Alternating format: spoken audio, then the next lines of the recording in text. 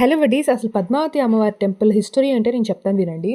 విష్ణుమూర్తి ఇంకా లక్ష్మీదేవి తన ఏకాంత సమయంలో ఉండగా భృగు మహర్షి అక్కడికి వెళ్ళి ఒక్కసారిగా విష్ణువుని పిలిచాడు. అప్పుడు పలకకపోయేసరికి భృగు మహర్షికి చాలా కోపం వచ్చేసి విష్ణువు ఎదపైనదే తన్నాడనమాట.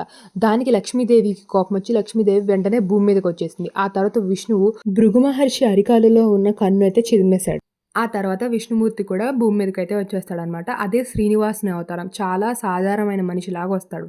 ఇంకా ఆ తర్వాత వచ్చిన తర్వాత కొన్ని రోజులకి పద్మావతి అమ్మవారు ఎవరంటే ఆకాశరాజు కూతురైన పద్మావతి అమ్మవారు ఇంకా శ్రీనివాసుడు ఇద్దరు మనసు కలిసి పెళ్లి చేసుకుందాం అనుకుంటారు.